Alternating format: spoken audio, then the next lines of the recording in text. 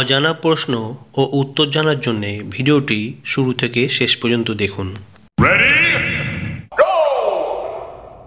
তো বন্ধুরা, আজকের প্রথম প্রশ্ন হলো অযোধ্যা রাম মন্দির কোন কোম্পানির দ্বারা নির্মিত?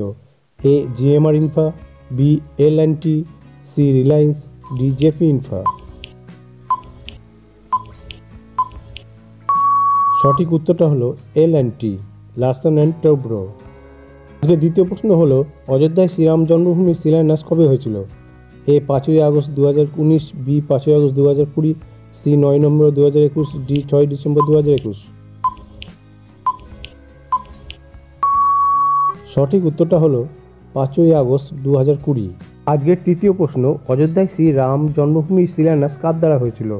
এ Amit Shah, B Yogi Adityanath, C Narendra Modi, D Rajnath Singh.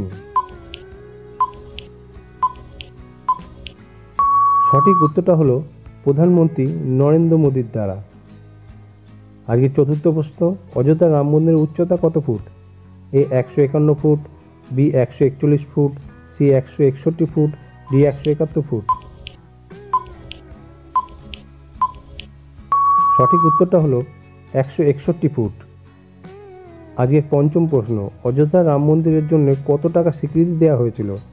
এ 900 কোটি, বি 2000 কোটি, সি 1800 কোটি, ডি 1600 কোটি। সঠিক উত্তরটা হলো 1800 কোটি।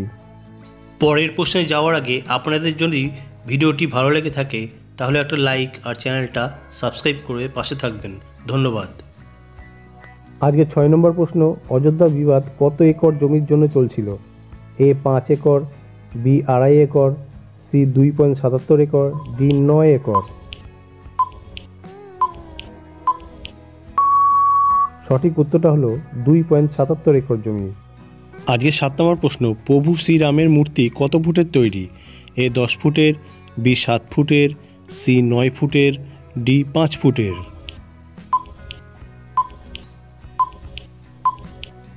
সঠিক উত্তরটা হলো 7 ফুটের। আজকের 8 নম্বর প্রশ্ন অযোধ্যায় রাম মন্দির তৈরি করতে কত সময় লেগেছে? এ 2 বছর, বি 3 বছর, সি 3.5 বছর, ডি 5 বছর।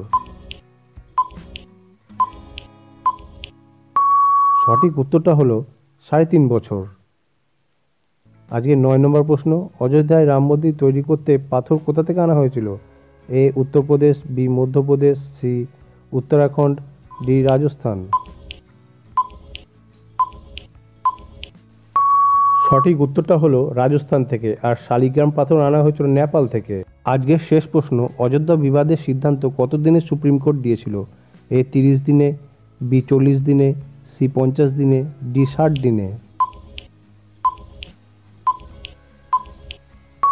সঠিক উত্তরটা হলো 40 দিনে। ধন্যবাদ।